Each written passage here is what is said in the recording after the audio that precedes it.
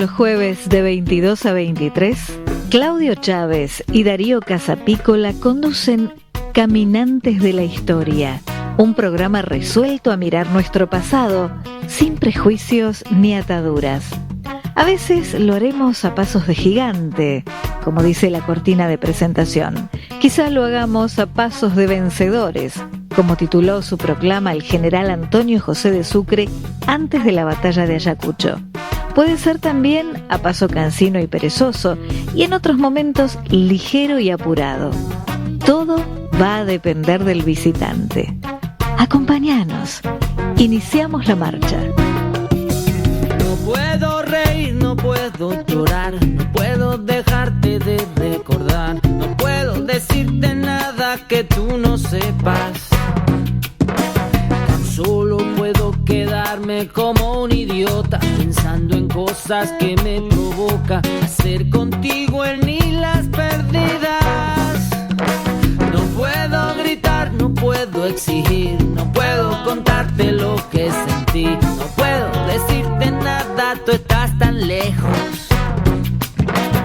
Y tú que no sabes nada y lo sabes todo, que me derrites de tantos modos, dime pa' dónde vas con mi vida. Ay, carito, el corazón me queda grande. Cuando yo pienso en ti, yo siento pasos de gigante.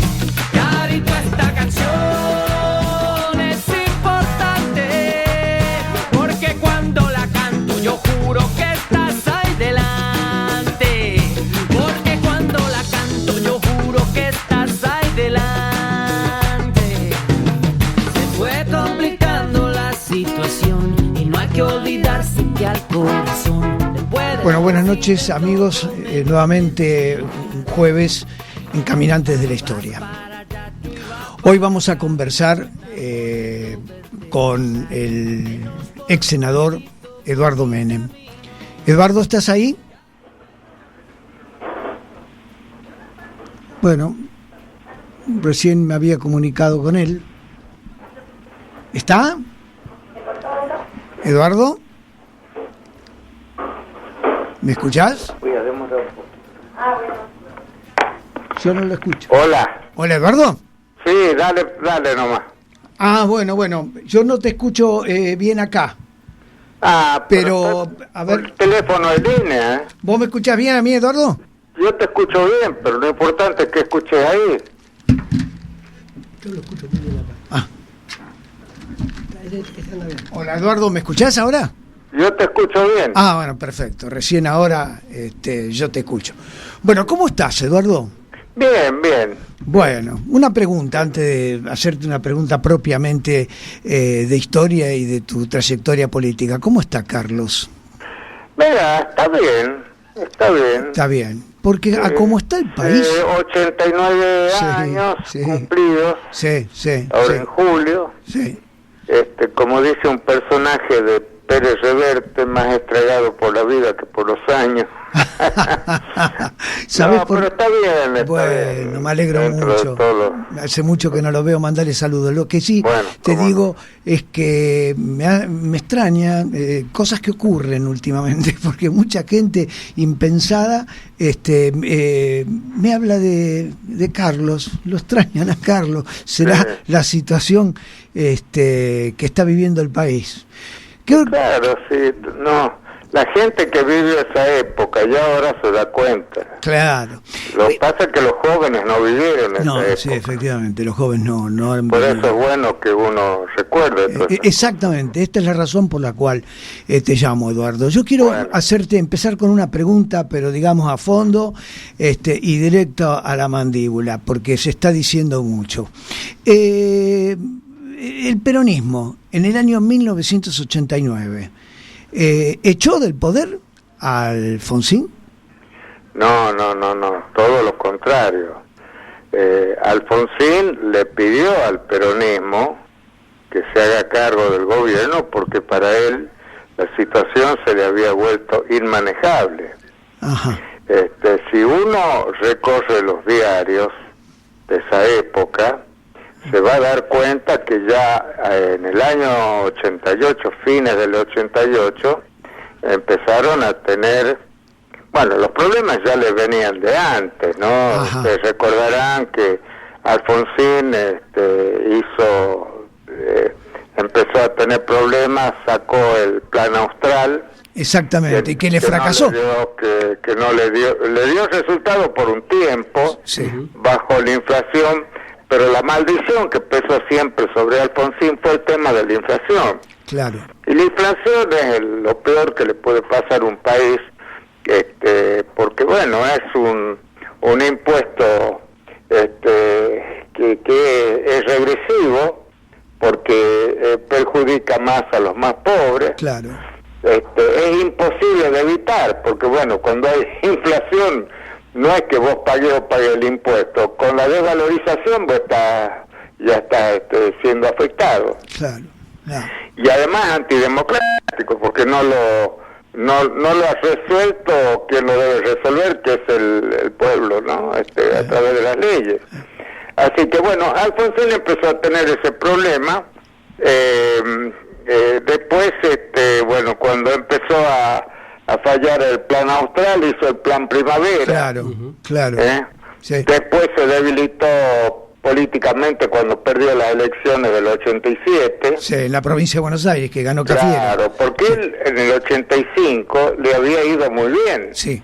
Él ganó en todo el país, menos en La Rioja y no sé qué otra provincia, Formosa, creo. Ajá. Y ganó en todo el país, fue cuando se empezó a hablar del tercer movimiento histórico. Sí. Claro, bueno, y en el 88 empezó a ponérsele más complicada la cosa. Claro, claro. Y bueno, empezaron con el problema energético, los cortes de luz. Esto, claro, los jóvenes no lo saben, pero deberían saber más. Nosotros tenemos que la obligación. ¿Cómo era la situación? Claro. Había cortes de luz todos los días. Sí. Si había disminuido los horarios de la televisión, hubo un momento en que la televisión solo podía transmitir 6 horas por día, por la falta de energía.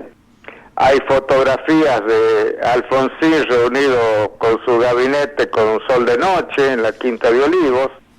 O sea que la situación energética y bueno, y una inflación que venía galopando, ¿no? Sí. Y que el último año, hasta julio del 89, cuando asume Carlos Menem, ese último año la inflación había alcanzado 4.926%. Claro. Es decir, solo mes fue del 196%. O sea que eran bueno, entonces allá por junio, fines de mayo, principios de junio, empezaron a correrse rumores de que Alfonsín quería irse. Y como ya había un presidente electo, entonces empezaron a hacer gestiones para adelantar la entrega del poder. Claro. Ahora yo quiero... A Carlos Menem no le interesaba recibir antes el poder, porque inclusive se planteaba la situación de que él no iba a asumir si se anticipaba con los diputados que habían ganado con él la elección, porque esta es otra cosa que mucha gente ignora o olvida. Alfonsín, cuando vio que la cosa venía tan mal, ajá, y antes de que empeore, adelantó la elección. Ajá. En vez de hacerla como correspondía en octubre, la hizo en mayo. Ajá. Y es el 14 de mayo que gana el peronismo. Ajá. Y se tiene, y bueno, a partir de ahí el adelantamiento de la elección produjo ese vacío entre mayo y el traspaso de poder que tenía que ser en diciembre. Claro. Pero eso la culpa no la tuvo el peronismo, el que adelantó la elección fue el gobierno. Claro, claro. ¿No? Y sí, yo cito por ahí, ya cito en alguna oportunidad, unas palabras del que era viceministro de Economía, en la época de Alfonsín, que se llamaba Adolfo Canitrot, que en el mes de mayo sacó en un reportaje que le hace Ámbito Financiero, dice, bueno, que todo empezó con la corrida del 6 de mayo. Dice, ahí explotó todo. Dice, y bueno, dice, no supimos manejar las cosas, y bueno, los peronistas, lo dijo textualmente, los peronistas van a encontrar la casa destruida. Nosotros tuvimos tiempo para hacerlo y no lo hicimos. Mira, te voy a leer exactamente lo que dijo Canitrot. Yo creo que con eso ya es suficiente para darse cuenta en qué estaba la cosa. A ver. Este proceso, textualmente, sí, lo tengo acá a mano, este proceso explotó en el desastre del 6 de febrero. Allí todas las defensas fueron sobrepasadas. A partir de entonces es un proceso de destrucción del Estado. Palabras de Canitrot. Sí. Y el peronismo se va a encontrar con que llega al poder en una situación inmanejable. Va a encontrar la casa destruida. Nosotros tuvimos enormes dificultades en el manejo del Estado. Deberíamos haber percibido que teníamos poco tiempo para arreglar las cuentas fiscales. ¿Alguien me puede decir que si no es un poco ingenuo que uno va a tener tanto poder para arreglar el sector público? Pero si no lo tiene, la situación se vuelve inmanejable. También ellos, en referencia al peronismo, tendrán que adecuar sus teorías a la realidad. Nosotros tuvimos tiempo para aprender, ellos no lo tendrán. Bueno, esto que dice el viceministro de Economía creo que es suficiente para darse cuenta de la situación que se vivía. Además, vos recordarás que la gente cobraba el sueldo y iba a cambiar en dólares para protegerse. Los precios en los supermercados, en los negocios, subían no día a día, de la mañana a la tarde. O sea que era realmente una situación. Bueno, entonces empezaron ellos las gestiones para anticipar la entrega del poder. Bueno, hubo mucha ida y vuelta, pero ellos querían entregarlo en junio. Ajá. Pero nosotros nos damos cuenta que había que formar un gabinete, había que hacer muchas cosas. Claro. Entonces, bueno, al fin convinimos. Yo tengo las actas que se hicieron, firmadas estaba el presidente del bloque de Radical, César Jarolaski, de diputado, sí. El del Senado, Antonio Napoli, estaba Manzano, que era el jefe del bloque de diputados peronistas, y bueno, firmaba también, firmaba Alfonsín también esa, que se comprometían. Se fijó la fecha, el 8 de julio, para la transmisión, y los radicales se comprometían a facilitar las leyes que iba a mandar el Poder Ejecutivo antes del 10 de diciembre. ¿Por qué? Porque los diputados no podían tomar el poder antes. Los diputados que habían sido elegidos junto con Carlos, no podían sacarlo a los que estaban. Porque está bien, Alfonsín y Martínez renunciaban, pero los diputados no. No, claro. Entonces ellos se comprometieron a facilitar las leyes que el gobierno... Las leyes que iba a mandar el Poder Ejecutivo, que eran dos fundamentalmente: la ley de emergencia económica y la ley de reforma del Estado. Y bueno, la verdad que cumplieron, no votaron a favor, pero dieron quórum y bueno. Ahora están diciendo... Hacía falta, algunos se levantaba, pero salieron bien. Sí.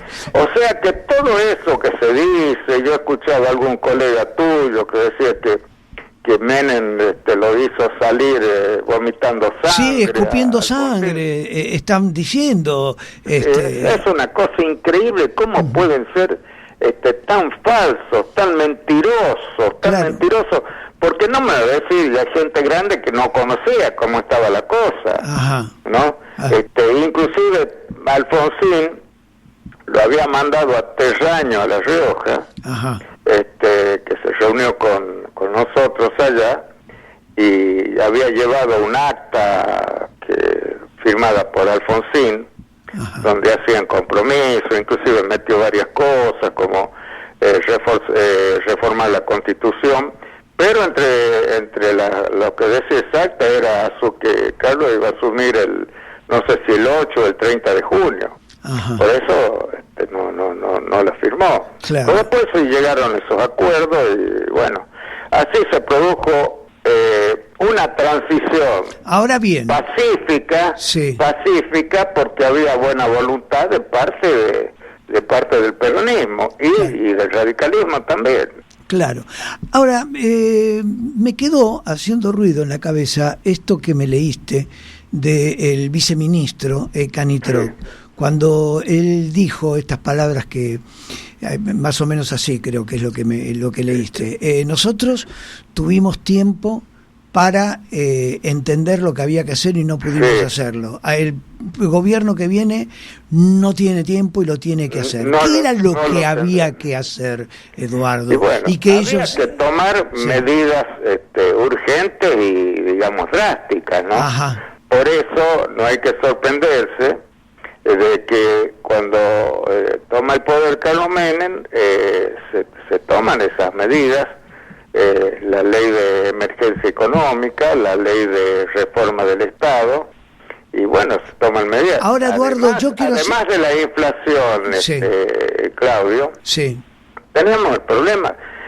Todas las empresas del Estado, absolutamente todas, además de no prestar buenos servicios, la mayoría, acordate que los teléfonos tardaban 10 años para instalarse. Un departamento. Además daban pérdidas muy grandes. Claro, ¿no? claro. Pérdidas muy grandes. Y no había reserva en el Banco Central y no había banco abierto en el mundo. Claro. No había crédito abierto. Claro. Entonces, en esa acta que manda Alfonsín, se compromete, dice, a que vaya una delegación de peronistas y radicales a gestionar créditos o arreglos en los organismos internacionales, y nombra el Banco Mundial y nombra el Fondo Monetario Internacional. Ajá. ¿No? O sea que esa es la situación. Ahora, el que no conozca esto o lo ignore, o algunos con mala fe no lo dicen, bueno, no te puede explicar que había que actuar con mucha frialdad para que no se te vaya la cosa. Aún así, tuvimos 2 años a los remesones, claro, donde también tuvimos algunos picos de inflación, no tanto como tuvo Alfonsín, pero tuvimos algunos problemas hasta que en el año 91 empezó a calmarse la cosa, se sancionó la ley de convertibilidad. Ajá. Bueno, a partir de entonces, ¿cómo se había calmado la situación? Que el peronismo ganó todas las elecciones, ganó la del 91, ganó la del 93, que inclusive ganó en la capital. Claro, Herman González. Que nunca había podido ganar el peronismo. Claro. En el 93 la ganó con Herman González. Sí. En el 94, como se vivía un clima de consenso y de democracia, pudimos hacer de común acuerdo la reforma constitucional. Sí. En las elecciones para convencionales constituyentes también las ganó el peronismo, en segundo lugar el radicalismo, y en el 95 lo reeligen al presidente. Claro. O sea, más contundencia que eso respecto a los efectos de las medidas.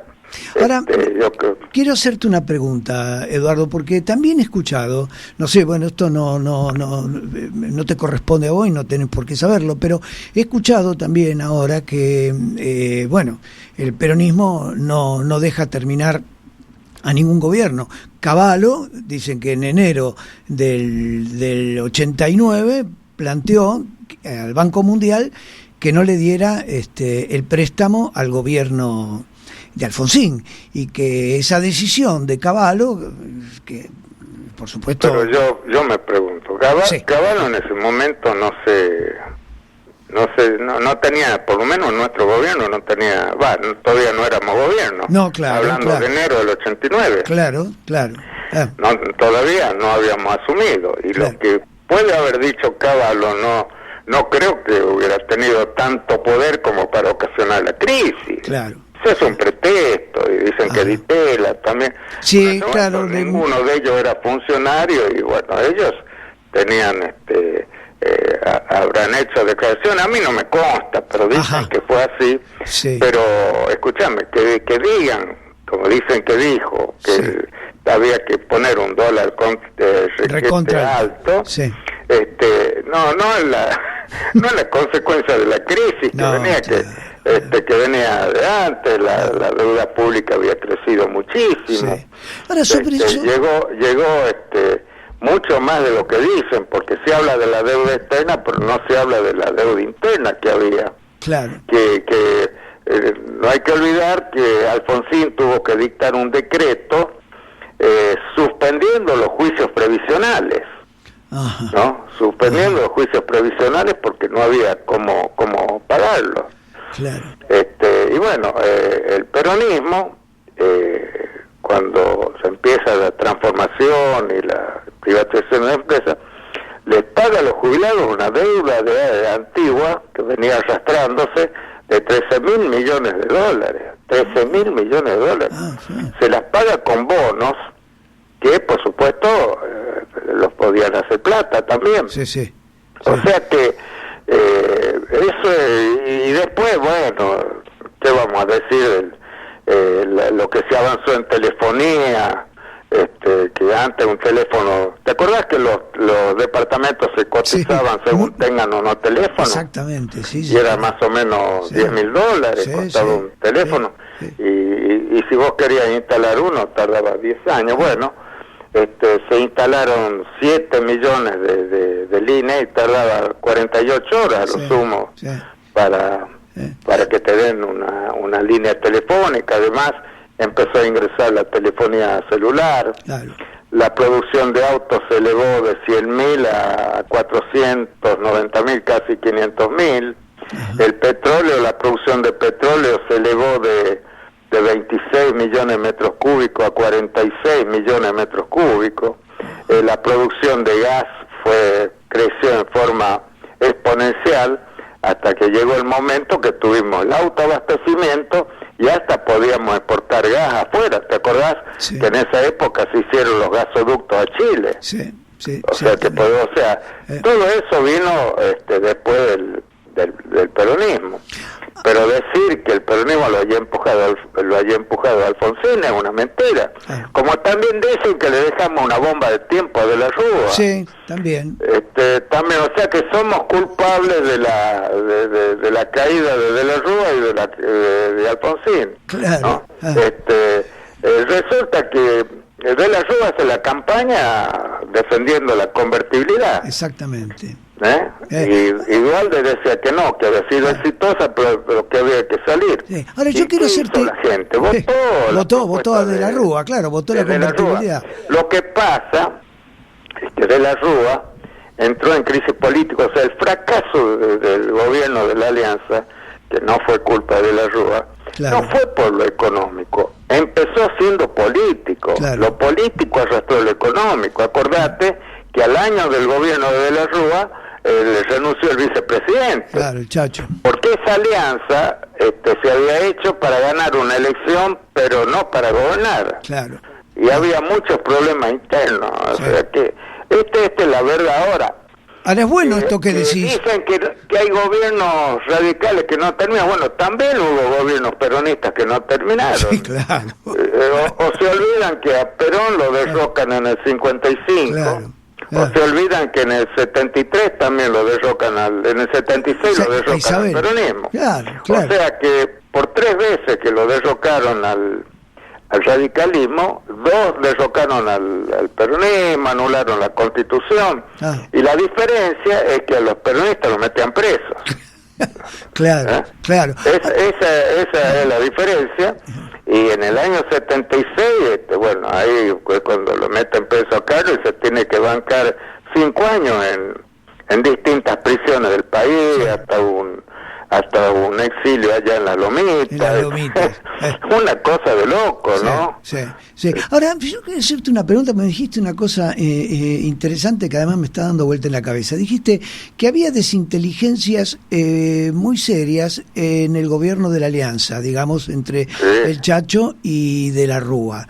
Esas desinteligencias entre un presidente y un vicepresidente, es una constante en la historia de nuestro país. Sí, es cierto. En nuestra historia, digamos, institucional, hubo varios casos de presidentes que no les iba bien con el vice. Claro, ¿no? Claro. Acordate que el vicepresidente de Frondizi duró muy poco tiempo. Sí, Gómez, exactamente. 2 meses. Sí. Había una suerte de tirante. ¿Por qué? Porque el vicepresidente realmente es como que es un aspirante a ocupar el cargo de presidente. Ajá. Entonces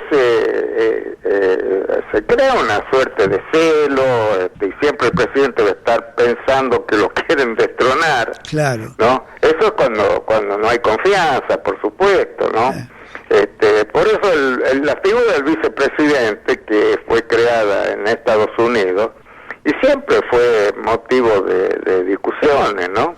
Acordate del problema que tuvo Cristina Kirchner con Cobos. Con Cobos.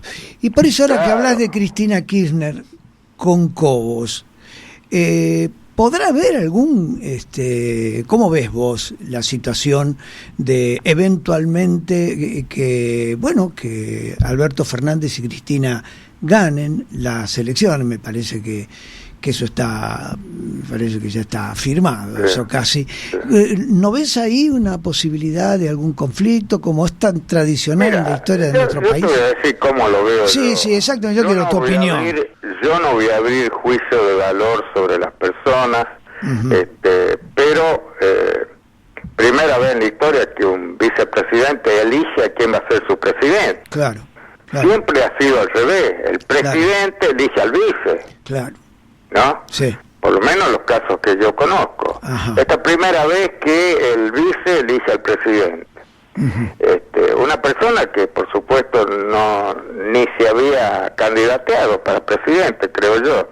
Claro, no. O sea que es una maniobra electoral, maniobra no en el mal sentido, sino un juego electoral que le está saliendo bien. Ahora, no cabe duda a dónde va a estar el centro del poder. En la vicepresidencia. Y bueno, porque los votos, ¿cuánto podía haber aportado o cuánto podrá aportar Alberto Fernández? Claro. ¿De quién son los votos? De Cristina, los votos. O sea que ahí, no sé, ojalá no suceda esto, pero hay una situación que se puede tornar ríspida en algún momento, porque la que tiene el poder se va a sentir con derecho a marcar algunas pautas, y el presidente se considera con derecho a marcar las propias. Claro. Hay que ver cómo toma esta situación uno y otro. Ahora, ya es un indicio bastante indicativo la confección de las listas, ¿no? De diputados, en fin, yo no sé si Alberto habrá podido meter alguno de su confianza, ¿no? Claro. Casi todo la puso la vicepresidenta, la cámpora. O sea que así, visto en función de perspectiva, no es como para quedarse tranquilo. Ojalá no ocurra nada, ¿no? Claro, porque en definitiva, digamos, pienso, ¿no? Que en el territorio de las instituciones, en el Parlamento, en diputados o en senadores, si llega a haber alguna diferencia entre el presidente y la vicepresidenta, el presidente puede apoyarse en algunos diputados y senadores que vienen del interior del país y demás. Pero el problema que a mí, digo, a ver, yo te lo planteo a vos, el temor que yo tengo es a la calle. Es decir, los que hoy son los dueños de la calle, hoy mismo, claro, han controlado la calle durante casi 24 horas estacionándose en la 9 de julio. Entonces, y me parece que mucha de esa gente responde a la vicepresidenta. O, no digamos, la menor duda, ¿no? Más allá de las necesidades que nadie las va a negar, claro, pero a mí me parece que están sobregirando la cuestión porque le quieren hacer la vida imposible a Macri, ¿no? Y hay, claro, muchos que quieren que se vaya antes. Exactamente. Por eso viene a colación de lo que dicen, que bueno, que así como Menem lo echó a Alfonsín, el kirchnerismo lo quiere echar a Macri. No tiene nada que ver una situación con la otra. Claro. La situación del 89 era 10.000 veces peor que la de ahora. Claro. Con una inflación ahora hay una inflación, qué sé yo, 50%. Claro. Allá había llegado al casi el 5.000%. Y ahora prácticamente el déficit fiscal es inexistente, aparentemente termina este año con el 0,5%. Claro, lo han bajado, claro, además hay reserva, hay respaldo en el Banco Central. Ajá. Cuando asumió el peronismo en el 89 había, qué sé yo, 2.000 millones, no sé, claro, a lo sumo. Claro. O sea que estábamos sin reserva, sin moneda, con deuda, con una hiperinflación que creo que fue la más alta de la historia, sí, no solo de Argentina, sino de gran parte del mundo, sí, sobre todo de un país que no venía de la guerra. Claro, claro. No, porque ya Alemania, había pasado, sí, lo del 82 de Malvinas, pero no, países como Alemania, o Francia, en fin, creo que no llegaron a esos límites de inflación después de la guerra. Ahora, Eduardo, una pregunta, porque esto hace ahora, no ahora, pero sí hizo a la vida interna del peronismo. Cuando Carlos asume la presidencia frente a este escenario que vos describiste, toma una serie de medidas de orden político. Por ejemplo, una es hacer un acuerdo con Bungibor en un primer momento, y después entra Herman González. Eso fue muy cuestionado al interior claro, del peronismo.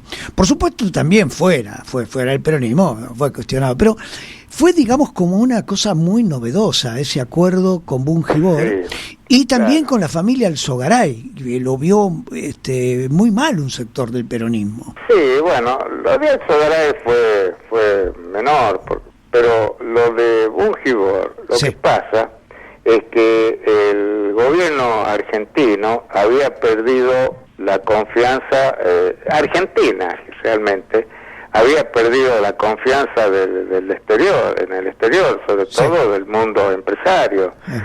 ¿Cómo será que durante la década del 80, por supuesto ya veníamos con problemas de los militares, no es todo culpa del radicalismo, pero la década del 80 habíamos decrecido, no solo no habíamos crecido, habíamos decrecido un promedio de un 4% del Producto Bruto. Se llamó la década perdida esa. Claro. Entonces había que ganarse la confianza del exterior, bueno, poniendo a un grupo empresario que tenía influencias, sí, en varias partes del mundo, países occidentales sobre todo, era como dar confianza para los inversores, claro, dar confianza para que vengan a invertir, porque si un grupo de esa naturaleza asumía la responsabilidad a través de uno de sus hombres, se abrían las posibilidades de que vengan inversiones, y bueno, y así ocurrió con el tiempo. Y después tuvo una serie de... Tuvimos el problema de que el primero que puso, que fue Roy, se murió a la semana. Claro. Después vino Rapanelli. Sí. Bueno. Ahora, una serie de novedades incorporó Carlos a la vida cultural del peronismo. Por ejemplo, esto que vos contabas, ¿no? Las empresas del Estado estaban todas en rojo y bueno, se inició un camino que aparentemente para el peronismo, según decían algunos, porque también esto es relativo, estaba vedado, como era el tema de las privatizaciones o la desregulación. Mira, cuando yo fundamenté la ley de reforma del Estado, que hablé yo fundamentando la ley, está mi discurso, yo si tienes tiempo, está a tu disposición el libro de mis discursos. Bien. Y yo la fundamenté, y ahí decía que no era el Perón del 45, claro, ni el Perón de la primera época. Claro. Después Perón cambió de rumbo. Pero claro. Y acordate que vino la Standard Oil. Sí. La contrató para explotar el petróleo. Exactamente, los contratos que lamentablemente no fueron aprobados en el año 54 porque no llegó a discutirse. El radicalismo Frondizi concretamente se oponía brutalmente a ese proyecto de Perón. Pero el que terminó con eso fueron los militares en el 55. Exactamente. Porque y cuando viene Frondizi con algo similar, el que deja sin efecto los contratos es Ilia. Sí, exactamente. Mira, quiero subrayar. Eso fue así. Sí. Lo que pasa es que Frondizi lo entendió muy bien. Él tenía el libro Política y Petróleo, exactamente, donde, bueno, no tenía nada que ver con lo que hizo. Exactamente. Pero cuando se asume el gobierno, muchas veces hay que hacer lo que más conviene a la gente, no lo que ha dicho, lo que le conviene a él, para decir, bueno, ha mantenido su palabra. Claro. Si en ese momento convenía abrir la explotación a empresas que ponían los fondos, bueno, por supuesto que lo hizo Frondizi y aumentó muchísimo la producción de petróleo y de gas. No llegó al autoabastecimiento, como se dice, como llegamos nosotros, pero aumentó muchísimo la producción. Pero curiosamente los contratos los deroga otro gobierno radical. Exactamente, sí. Ahora, quiero subrayar o poner una luz en algo que dijiste. Ese giro que da Perón en su segunda presidencia. Pero no solo entonces, sino que después él da un mensaje ante empresarios y dice que se quería sacar de arriba a las empresas del Estado que le habían dado muchos dolores de cabeza. Claro. Y que reclamaba la buena voluntad de los empresarios para hacerse cargo de lo que no andaba bien, ¿no? Esto lo tengo escrito yo ahí, lo dije en el discurso. Con todos los datos, además en la plataforma del peronismo en el 89, en la plataforma electoral está la reforma del Estado. Claro. Está la reforma del Estado, volver al sector privado, lo que no tiene sentido que esté en el sector público. Claro. Está puesta en varias partes de la plataforma electoral y además, también lo dije yo en el discurso, Perón dijo que la intervención del Estado en la economía no era una cuestión dogmática, sino que dependía de la época que se vivía. Claro. Por eso también él decía que el peronismo es como una montura que ayuda a cabalgar en los tiempos. Exactamente. O sea, vos no te podés aferrar a un dogma cuando la realidad te está demostrando otra cosa. Si vos tenías la situación desastrosa de hiperinflación, de empresas con pérdida, de sin reserva, sin crédito en el exterior, bueno, tenés que tomar las medidas del caso. Por eso el país pudo crecer desde el 91 hasta el 99, tuvimos una estabilidad total. Otra novedad. Prácticamente sin inflación y con un crecimiento del Producto Bruto que fue del 50% en todos esos años, y la gente sabía que lo que valía hoy 10, el año que viene también valía 10, y el otro año también. Había una estabilidad económica que ahora los que la vivieron le extrañan, por supuesto. Claro. Yo estoy asombrado con tu memoria, Eduardo, estoy asombrado con tu memoria, con tus recuerdos, con la manera clara y concisa. Y hay otra cosa, mira, yo tengo ahí todos los gráficos, todo lo que te estoy diciendo, está, lo digo con conocimiento de causa, pero en base a documentos. Y otra cosa quiero... Hay un libro que publicó Orlando Ferreres, Dos siglos de historia argentina, donde hay un artículo de Alieto Guadañi, donde dice que en la época de Menem, el Producto Bruto per cápita creció un 31%, ¿no?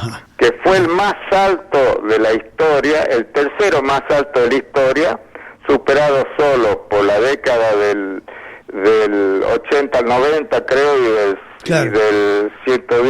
del 1910 al 1920, algo así. O sea que todos los datos daban eso. Así que, bueno, la gente se olvida de eso y habla de estupideces, hasta los mismos peronistas, claro. Bueno, pero hay por algunos eso... que dicen, hay un tipo que está en todos los programas de televisión que lo presenta como un pensador inteligente, y para mí es un chanta, que dice que la pobreza durante Menem aumentó con relación a la de Alfonsín. Sí, es una barbaridad, hace mención a su apellido. Del 38% de hogares y del 47% de la población. Claro. Nosotros la bajamos al 19, al 20, tuvimos picos más bajos, nada más que tuvimos todas las crisis internacionales, la del tequila, la del sudeste asiático, la devaluación de Brasil, la crisis rusa. Bueno, por eso cuando terminamos llegamos al 20 y pico, pero mucho más bajo que lo que recibimos. Eso y además, digo, el que dice eso es un bárbaro, el que dice semejante. Se da la curiosidad que Menem no lo nombró en cultura, ¿no? Claro, será por eso. Y otra cosa que... Además, yo te digo una cosa, ¿no? Es vergonzoso. El tipo está en el gobierno de Menem 2 años, se va y después empieza a hablar peste. Está 4 años con Kirchner, después se va hablando peste. Hasta escribió un libro en contra de Kirchner, que se llama Lejos del Bronce. Después estuvo con Macri, estuvo con Dualde, yo creo que va a dar la vuelta completa y va a volver ahora estará con los Fernández. Y bueno, eso ya lo está diciendo, Bueno. Ya lo está diciendo. Otra cosa quería puntualizar para que me dijeras 2 o 3 cositas, porque no te quiero robar más tiempo del que me has cedido tan generosamente. Una de las cosas que cambió también en los 90 es el vínculo de la Argentina con el mundo, es decir, el vínculo de la Argentina con Europa y el vínculo de la Argentina con Estados Unidos. Contame un poquito de eso, porque me parece que eso es muy importante. Hubo una apertura, porque Argentina estaba prácticamente aislada, y estábamos formando parte de los no alineados. Claro. Recordarás. Claro, el presidente toma la decisión de salir de ahí porque lo que necesitábamos eran los aliados occidentales, es decir, donde está la posibilidad de desarrollarse, ¿no? Por eso decide una apertura, bueno, además de firmar el convenio con Brasil, ¿no? El Mercosur, claro. Había venido siendo gestado por Alfonsín, ¿no? Alfonsín con Sarney. Pero se firmó en el 91, y bueno, avanzamos muchísimo con eso.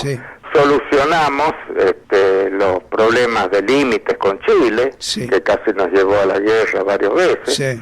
De 24 problemas limítrofes, se solucionaron así directamente 22. Uno fue arbitraje, que por primera vez creo que Argentina ganó un arbitraje, el de Laguna del Desierto. Ahí y en el otro...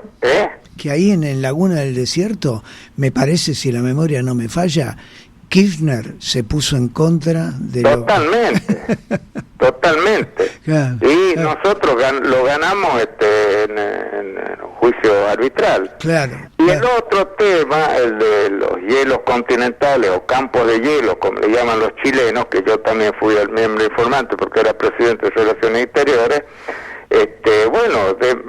Primero firmaron un acuerdo con Frey, creo que era del otro lado, que no lo aceptaba ni el Congreso argentino ni el Congreso chileno, era la famosa poligonal. Ajá. Entonces se constituyó un grupo de legisladores argentinos y chilenos y trazaron otra línea que fue aprobada en definitiva. Y a ese convenio también se opusieron los Kirchner. Claro. O sea que, y además, nosotros salimos al mundo, se fue muy criticado el envío de naves al Golfo, sí. Pero fue reconocida en todo el mundo occidental la actitud de Argentina. Claro. Porque además hasta algunos países árabes estaban en contra de la actitud que había tomado Irak anexándolo a Kuwait. Claro. ¿No? Y había varios países árabes que estaban en contra de eso, y bueno, por supuesto, Argentina mandó dos naves de guerra, pero no pelearon, fueron estaban controlar lejos. la entrada y salida de barcos. Y bueno, pero se ganó el reconocimiento, nos dieron el carácter de aliado de nuestra OTAN, que nos permite acceder a muchos elementos de defensa. Además, arreglamos volvimos a tener relaciones con Gran Bretaña. Exactamente. Que como formaba parte de la Unión Europea, era un problema estar peleado con uno de los principales integrantes de la Unión Europea. Claro. Entonces, en el año 90 se hace un acuerdo, se pone bajo el tema de la soberanía, se pone bajo el paraguas, es decir, que ese tema no se toca, lo cual no significa que Argentina no haya seguido, seguirá reclamándolo toda la vida hasta que nos devuelvan los terrenos usurpados. Sí. Y lo incluimos en la reforma del 94, un proyecto mío, ratificando los derechos de Argentina, los derechos de soberanía sobre las islas, ¿no? Y que la vamos a reconquistar de acuerdo a los principios del derecho internacional, respetando el modo de vida de los isleños, no los deseos de los isleños. Claro. Pues realmente los isleños son población trasplantada. Claro. Los británicos y los isleños quieren hacer valer el principio de autodeterminación. Pero eso es para cuando son gente que ha nacido y ha vivido toda la vida ahí, ¿no? La población aborigen, digamos. Sí. Y además hay otro principio que dice que la autodeterminación no corre cuando se mutila el territorio de un país. A nosotros nos mutilan parte del territorio que era Malvinas, que lo heredamos de la corona española cuando nos independizamos. Eduardo, te agradezco infinitamente la exposición que has hecho, el tiempo que nos has dado, pero se nos termina el tiempo. Bueno, así que podemos seguir la charla cuando vos quieras. Cómo no. La verdad que la generosidad con la que te brindás es extraordinaria. Así que yo te voy a volver a llamar. Yo admiro lo que vos hacés, admiro por lo que enseñás, así que no podía menos que responder a tu requerimiento. Gracias, Eduardo. Porque vos ayudas a echar luz sobre muchos temas, y esto es muy, muy saludable en épocas de, ¿cómo le llaman? La fake news. Sí, exactamente. Eduardo, muchas gracias. Un abrazo. Un abrazo. Suerte para vos. Gracias. Y a los oyentes. Gracias. Hasta luego. Bueno, como estábamos hablando con Eduardo Menem, del año, partimos así como central del año 1989, Voy a pasar un tema que fue muy exitoso, un tema musical, ¿no? Muy exitoso en el año 1989, quizás haya sido uno de los discos que más vendió en aquellos años. Roxette.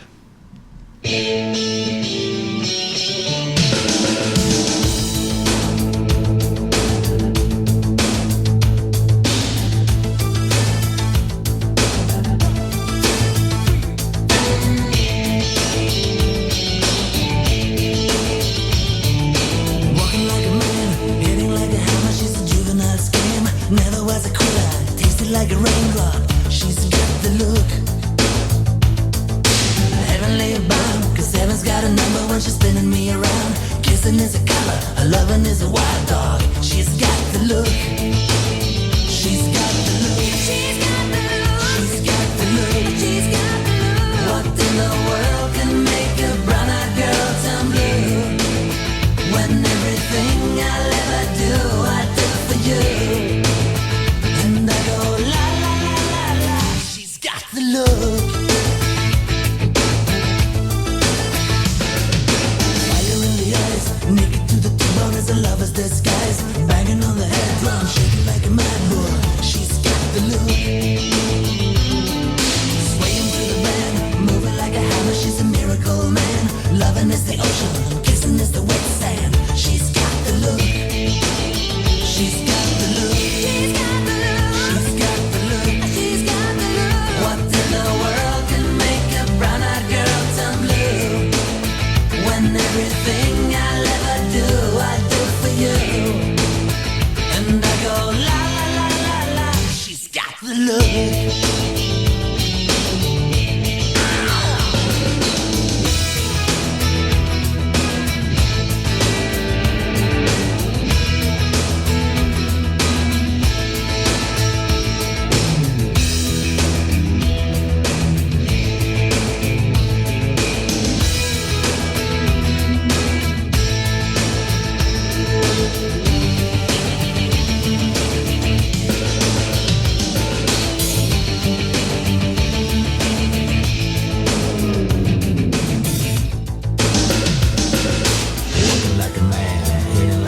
She's a juvenile scam, never was a quitter, tasting like a raindrop. She's got the look. And she goes na na na na na na na na na na na na na. She's got the look. She's got the look. She's got the look. She's got the look. She's got the look. What in the world can make a brown-eyed girl turn blue? When everything I'll ever do, I do for you. And I go la la la la la. She's got the look. What in the world can make you so blue? When everything I'll ever do, I do for you.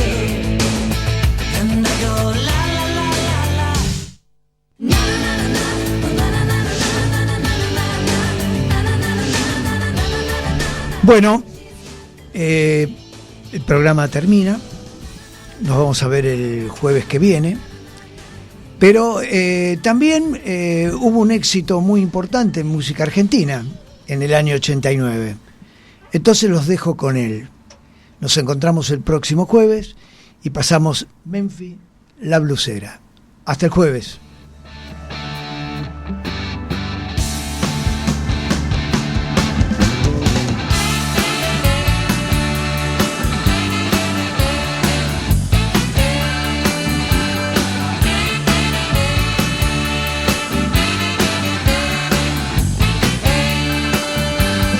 No quiero más vivir en la colmena.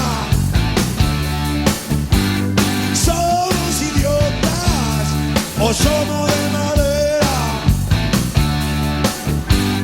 Trabajando para pagar la deuda. De nosotros, ¿quién se acuerda? Que se vayan a la mierda. Basta de sufrir.